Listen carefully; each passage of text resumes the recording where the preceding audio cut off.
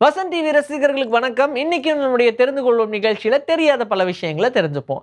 எல்லாருக்குமே கனவு வரும். ஆனா ஒரு சில கனவு ஞாபகம் இருக்கும், ஒரு சில கனவு ஞாபகம் இருக்காது. அதுலயும் கெட்ட கனவுன்னு வச்சுக்கோங்க, கண்டிப்பா ஞாபகம் இருக்கும். ஏன்னா அதனால நம்ம பாடியில பயத்தினால நிறைய விஷயங்கள் மாறி இருக்கும். காலையில எந்திரிக்கும் போதெல்லாம் நெஞ்செல்லாம் படபட படபடன்னு அடிக்கும். ஒரு பயத்தோடயே எந்திரிப்போம். சரி, இப்படி இருக்கும்போது இந்த மாதிரி கெட்ட கனவு வருதுன்னா என்ன இருக்கும்? ஏதாவது நைட்டு பார்க்கக்கூடாது பார்த்துருப்பீங்க. இல்லைன்னா பேய் கதை ஏதாவது கேட்டிருப்பீங்க. ஏதாவது ஒரு விஷயத்த யோசிச்சுட்டே தூங்கியிருப்பீங்க. அதனால உங்களுக்கு கெட்ட கனவு வந்திருக்கும் அப்படின்னு சொல்றாங்கல்ல. அது மட்டும் கிடையாது. ஹெவியா நம்ம ஏதாவது சாப்பிட்டுருந்தோம்னா கூட நமக்கு கெட்ட கனவு வர்றதுக்கு சான்சஸ் இருக்கு அப்படின்னு சொல்றாங்க. எல்லாமே இந்த பிரெயினோட விளையாட்டு தாங்க. நம்ம ஹெவியா சாப்பிட்டுருக்கும்போது நம்முடைய ஸ்டொமக் ஃபுல்லா இருக்கும். ஸோ இப்படி ஃபுல்லா இருக்கும்போது அந்த ஃபில்லிங்க வேற மாதிரி கன்வெர்ட் பண்ணி நம்ம பிரெயின் எடுத்துக்கிறதுனால நமக்கு ஏதோ ஒரு டேஞ்சர் ஜோன்ப்பா, நமக்கு ஏதோ டேஞ்சர் நடக்க போகுது அப்படின்றத பாடி புரிஞ்சுகிட்டு பிரெயினுக்கு ஸ்டிமுலேட் பண்ணுதாம். இதனால நமக்கு கெட்ட கனவுகள் நிறைய வருது அப்படின்னு சொல்றாங்க. ஸோ இதுக்கப்புறமா நீங்க தூங்க போறதுக்கு முன்னாடி ஒரு 2-3 ஹவர்ஸ்க்கு முன்னாடியே சாப்பிட்டுருங்க. ஹெவியா சாப்பிடாம லைட்டா சாப்பிட்டுக்கங்க. நிறைய பேருக்கு யூரினரி இன்ஃபெக்ஷன் நடக்கும். ஏன்னா நம்ம யூஸ் பண்ற டாய்லெட் சரியில்லடா, இந்த மாதிரி பிரச்சனைகள்லாம் வரும் அப்படின்னு சொல்லுவாங்க. ஆனா ஒரு சில பேருக்கு யூரினே போக முடியாது. இந்த மாதிரியான பிரச்சனை எல்லாம் வரும். ஆனா அதுல காமனா மென்ஸ்க்கு என்ன தெரியுமா பிரச்சனை இருக்கு? ஷை பிளாடர் சிண்ட்ரோம் அப்படின்ற ப்ராப்ளம் இருக்கு. இப்படின்னா என்னன்னா, பக்கத்துல யாராவது இருந்தாங்க அப்படின்னா நம்மளால யூரின் பாஸ் பண்ண முடியாதாம். இந்த மாதிரியான பிரச்சனைகளை நிறைய நம்ம ஃபேஸ் பண்ணிருப்போம். ஆனா 7% இருக்கிற வரைக்கும் ஓகே. இது அதுக்கு மேல போக ஆரம்பிக்குது அப்படின்னா அது ஒரு ப்ராப்ளமாவே கன்சிடர் பண்றாங்க. யாருமே இல்லன்னா மட்டும் தான் நம்மளால ஃப்ரீயா போக முடியும். யாராவது இருந்தாங்கன்னா போகவே முடியாது. வராது.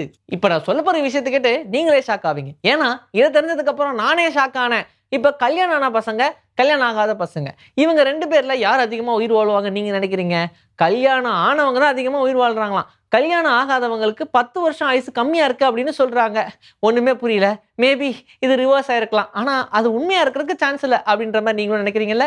எவ்வளவுதான் படிச்சாலும் எக்ஸாம்ல போய் உட்கார்ந்தது என்னெல்லாம் படிச்சோனோ எல்லாமே மறந்து போயிருதுப்பா அப்படின்னு நீங்க ஃபீல் பண்றீங்கன்னு வச்சுக்கோங்க. கண்டிப்பா எல்லாருமே இத ஃபீல் பண்ணிருப்போம், ஃபேஸ் பண்ணிருப்போம்.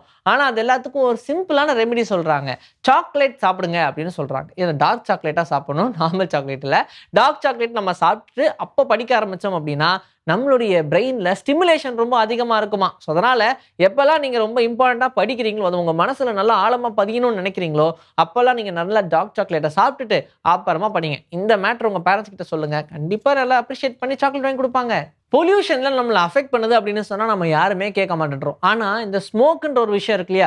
யாராவது ஸ்மோக் பண்ணி பக்கத்துல நின்னாலே அவ்வளோ எஃபெக்ட் அப்படின்னா, எந்த ஒரு பர்ன் நடந்தாலும் சரி, அந்த இடத்துல வரக்கூடிய ஸ்மோக்க நம்ம சுவாசிக்கும்போது நம்முடைய லங்ஸ் ஃபுல்லாவே டேமேஜ் ஆகுறதுக்கு சான்சஸ் இருக்கு. அது எந்த வகையான ஸ்மோக்கா இருந்தாலும் சரி. அதிக அளவுல புகை உள்ள போகும்போது நம்மளால சுவாசிக்கவே முடியாது.